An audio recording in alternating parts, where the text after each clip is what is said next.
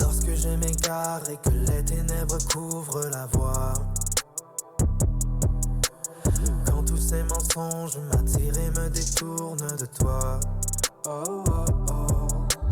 Je lève les yeux et aperçois ta lumière. Je regarde à toi et retrouve mes repères. Mon âme était perdue mais tu m'as retrouvé à la croix. Wow. Non, rien n'est plus haut, plus haut, plus haut. Rien n'est plus haut que la croix, non, rien ne surpasse ton amour pour moi. Oh, non, rien n'est plus haut, plus haut, plus haut. Rien n'est plus haut que la croix, non, rien ne dépasse ton amour pour moi. Oh, oh, oh.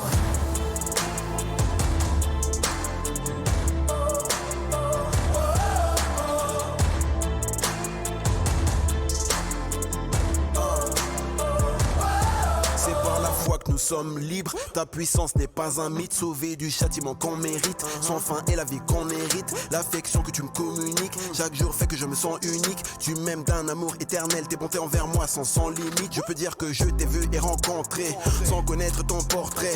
Je mène mes combats en paix car d'avance tu les as déjà tous remportés. J'affronterai les montagnes et tout ce qui me fait mal au cœur. Si l'œuvre de la croix est au-dessus de tout, je ne peux être qu'à la hauteur. Non, rien n'est plus haut, plus haut, plus haut.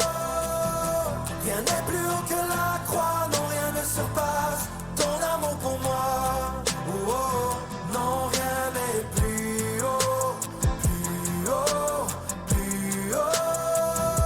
Rien n'est plus haut que la croix, non, rien ne dépasse ton amour pour moi. Oh, oh, oh.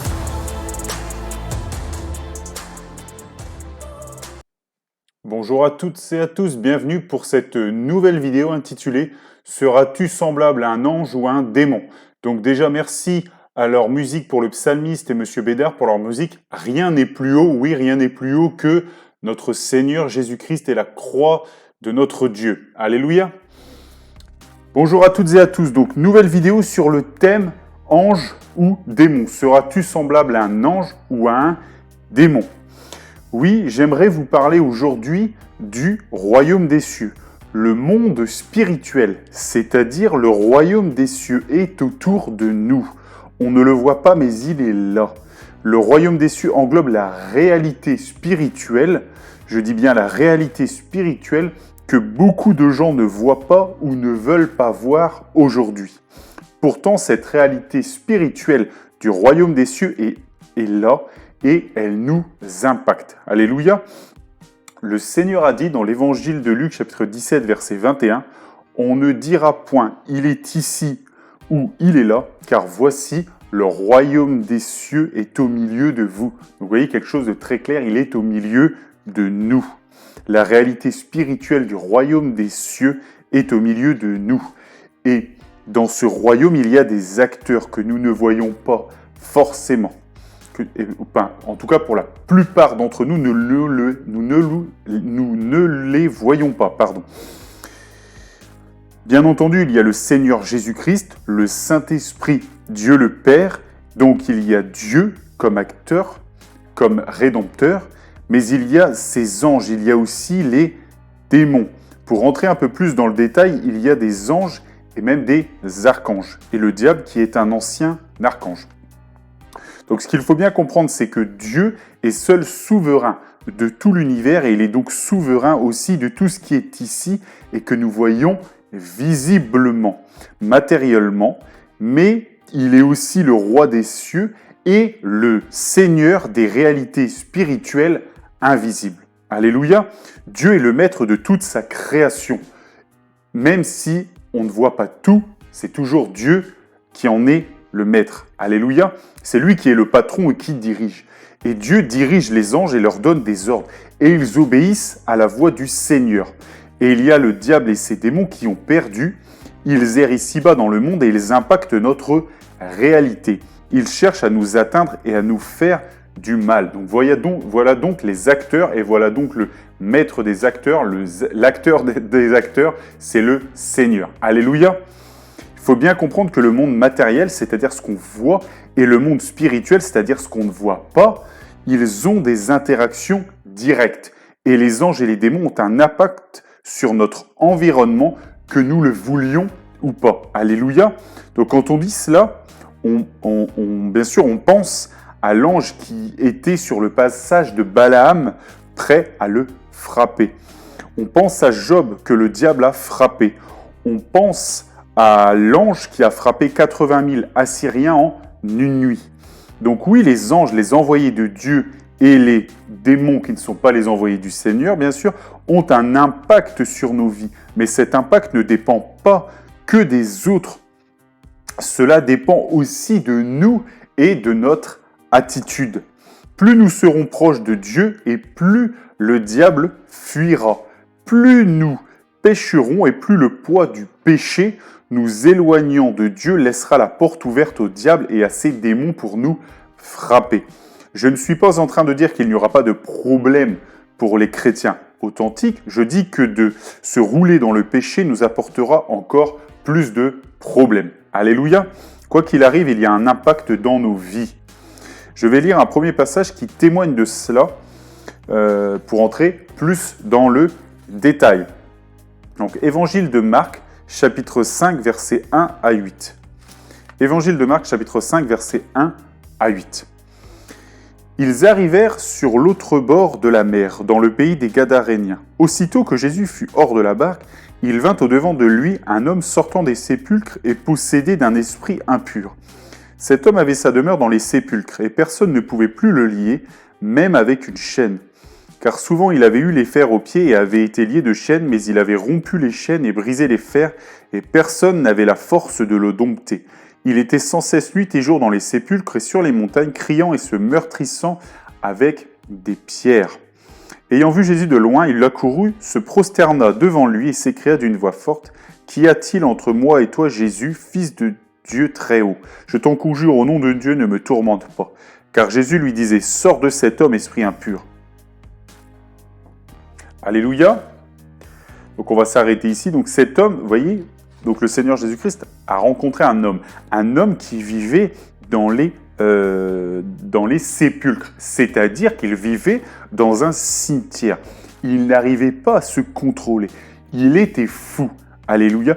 Il se faisait même du mal. Vous voyez, la Bible dit qu'il se meurtrissait avec des pierres, il se blessait lui-même. Il était indomptable, il allait vraiment faire n'importe quoi. Alléluia. Mais cette folie venait de la réalité spirituelle. Cette folie venait d'un esprit impur, c'est-à-dire d'un démon. Les démons l'avaient attaché et ce démon s'appelait Légion. La Légion l'avait enchaîné. Et nous voyons dans ce monde que le mal le contrôlait. Les esprits impurs tourmentaient cet homme. Alléluia. Bien-aimés dans le Seigneur, c'est la guerre. Les démons veulent nous atteindre, ils veulent nous posséder, ils veulent nous apporter la maladie, ils veulent nous faire souffrir. Même s'ils nous proposent les richesses, ils vont peut-être nous les donner, mais on va souffrir en échange. Et tu n'as même pas idée à quel point. Alléluia. Voilà le dessein des démons, voilà leur volonté. Ils veulent nous punir et nous entraîner avec eux dans leur chute, car Dieu, bien sûr, le Seigneur des Seigneurs les a jugés et ils ont perdu. Le diable et ses démons ont perdu parce que le Seigneur est vainqueur. À lui soit toute la gloire. Amen. Et certains hommes se sont laissés entraîner dans leur chute, avec la chute des démons. Ils se sont laissés séduire par les démons. Et on va lire donc bien sûr l'homme le plus célèbre du monde qui s'est fait enchaîner par le diable. Donc Évangile de Jean chapitre 6, versets 67 à 71. Évangile de Jean chapitre 6, versets 67 à 71. Jésus donc dit aux 12, « Et vous, ne voulez-vous pas aussi vous en aller ?» Simon-Pierre lui répondit, « Seigneur, à qui irions-nous? Tu as les paroles de la vie éternelle. Et nous avons cru et nous avons connu que tu es le Christ, le Saint de Dieu. » Jésus leur répondit, « N'est-ce pas moi qui vous ai choisi, vous les 12? Et l'un de vous est un démon. » Il parlait de Judas Iscariote, fils de Simon, car c'était lui qui devait le livrer, lui, l'un des 12. Judas, l'un des 12 a trahi le Seigneur. Il l'a trahi en le livrant aux Juifs. Et Jésus, c'est-à-dire Dieu, a dit « L'un de vous est un démon ». En parlant aux 12 apôtres, en parlant aux personnes qui étaient là avec lui, aux personnes qui avaient vu tous les miracles que le Seigneur avait fait, il leur a dit « L'un de vous est un démon ». Donc un homme n'est pas un démon, mais s'il se laisse séduire par le diable et s'il suit le diable et ses démons, il finit par devenir un démon. Est-ce que je parle à une personne? Les gens qui suivent le diable ont pour finalité l'enfer et la damnation éternelle comme les démons. Les anges déchus, c'est-à-dire les anges qui ont suivi le diable dans sa rébellion, sont devenus des démons. Et les hommes et femmes qui suivront le diable et ses voies deviendront des démons. Alléluia, ils auront la même punition que les démons. Mais toi, mon frère, ma sœur, qui veux-tu? Que veux-tu être? Veux-tu suivre le diable et devenir comme l'un de ces démons, un damné qui va brûler en enfer? Ou veux-tu demeurer dans l'obéissance et être semblable à un de ces anges, être près du Seigneur pour l'éternité? Alléluia. J'aimerais clamer haut et fort qu'il y a une autre voie, bien sûr, dans ce monde. Oui, il y a une autre voie, un autre chemin, une autre vérité et une autre vie qui est en Jésus-Christ. C'est cette vie que le Seigneur veut te donner, loin de la condamnation pour le diable et ses démons. Alléluia, et tu auras cette vie en partage si tu as foi dans l'unique voie qui te mène au salut, à la rédemption éternelle, au pardon des péchés. Et cette voie, c'est la foi en Jésus-Christ. Alléluia, c'est Jésus-Christ. Oui, toi qui as foi en Jésus-Christ, toi qui lui confies ta vie et ton éternité, tu ne seras pas déçu. Dieu va faire de toi un de ses enfants. Tu es de la famille de Dieu, comme les anges. Alléluia. L'évangile de Jean, chapitre 1, versets 11 et 12, nous dit « Elle est venue chez les siens et les siens ne l'ont point reçue. Mais à tous ceux qui l'ont reçue, à ceux qui croient en son nom, elle a donné le pouvoir de devenir enfants de Dieu. » Alléluia, de devenir enfant de Dieu. Oui, enfant de Dieu par la grâce de Dieu. Merci Seigneur. J'aimerais lire aussi un passage donc, de la parole de Dieu qui est très intéressant donc, sur le point que nous voyons aujourd'hui. Évangile de Matthieu, chapitre 22, verset 30.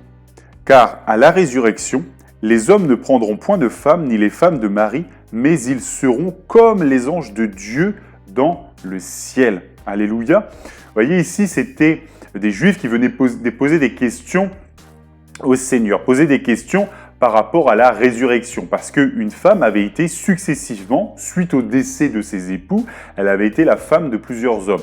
Et donc les hommes ont dit, la résurrection, duquel des 7 serait-elle donc la femme, car les 7 l'ont eue pour femme.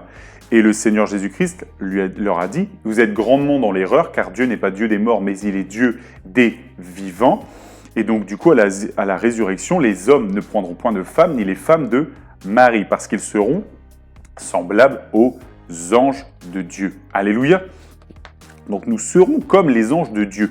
C'est-à-dire que notre condition à nous qui avons foi en Jésus-Christ, en Dieu, à nous qui ne le lâchons pas, le Seigneur quand viennent les problèmes, alors nous serons semblables aux anges de Dieu. Ça ne veut pas dire que nous serons comme les anges, exactement comme les anges.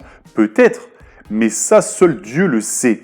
Mais je serai, tu seras de la famille de Dieu, mon frère, ma sœur. Et les anges aussi, nous avons, quoi qu'il en coûte, avec eux, un caractère commun. Nous avons, nous qui sommes enfants de Dieu, un caractère commun avec les anges.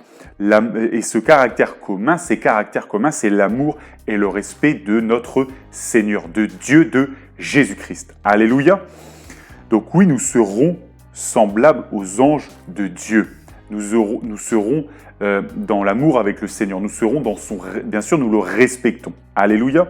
J'aimerais lire un autre passage qui témoigne donc de la bienveillance que Dieu accorde aux anges qu'il aime. Et donc, il l'accorde aussi aux enfants, à nous qui avons foi en Jésus-Christ. Alléluia. Genèse, chapitre 6, versets 1 à 6. Genèse, chapitre 6, versets 1 à 6. Lorsque les hommes eurent commencé à se multiplier sur la face de la terre et que des filles leur furent nées, les fils de Dieu virent que les filles des hommes étaient belles, et ils en prirent pour femmes parmi toutes celles qu'ils choisirent. Alors l'Éternel dit : « Mon esprit ne restera pas à toujours dans l'homme, car l'homme n'est que chair et ses jours seront de 120 ans. » Les géants étaient sur la terre en ces temps-là. Il en fut de même après que les fils de Dieu furent venus vers les filles des hommes et qu'elles leur eurent donné des enfants. Ce sont ces héros qui furent fameux dans l'Antiquité. L'Éternel vit que la méchanceté des hommes était grande sur la terre, et que toutes les pensées de leur cœur se portaient chaque jour uniquement vers le mal. L'Éternel se repentit d'avoir fait l'homme sur la terre, et il fut affligé en son cœur. Alléluia. Vous voyez, donc les femmes, la Bible dit, dans ce passage de la Genèse, que les femmes ont plu aux fils de Dieu. Mais qui sont les fils de Dieu? Les fils de Dieu, ce sont les anges. Et ce sont ces anges qui ont été vers les femmes. Alléluia. Donc les anges ont été vers les femmes. Dieu appelle ses fils ceux qui font sa volonté et qui ont foi en lui. On l'a vu dans le passage auparavant. On l'a vu dans l'évangile de Jean. Chapitre 1, versets 11 et 12. D'accord? Et donc du coup, les anges ont foi en lui, et c'est pour cela que Dieu les appelle ses enfants. Et ce sont nos frères, parce que nous croyons aussi en Dieu. Alléluia. Donc, voilà ce que je voulais vous parler aujourd'hui, pour vous dire, cette question qui est fondamentale finalement, c'est: serons-nous semblables à des anges ou à des démons?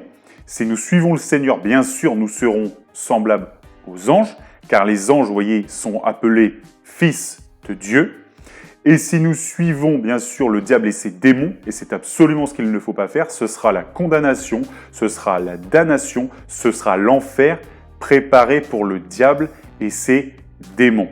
Donc du coup, ce choix, mon frère, ma sœur, t'appartient. Cette question, elle est fondamentale. Vas-tu suivre le Seigneur Jésus-Christ et être semblable à un de ses anges, être aussi fils de Dieu comme un de ses anges, ou vas-tu suivre le diable et ses démons et être damné pour l'éternité et souffrir éternellement? Donc, vraiment, est-ce qu'on sera comme un ange utile au Seigneur et obéissant, ou allons-nous nous éloigner de Dieu en rejetant sa grâce par Jésus-Christ le Messie et devenir semblable à un démon? Ce choix t'appartient. Mais je t'invite bien sûr vers le Seigneur Jésus-Christ et à ne pas souffrir inutilement. Se détourner de Dieu est futile. Il est roi des rois et veut notre bien. Il veut notre bien. Il veut le meilleur pour toi. Alors pourquoi ignorer cet appel? Pourquoi l'ignorer? Cette influence ne vient pas de Dieu. Alléluia. Que Dieu vous bénisse dans le nom de Jésus-Christ et que toute la gloire lui revienne.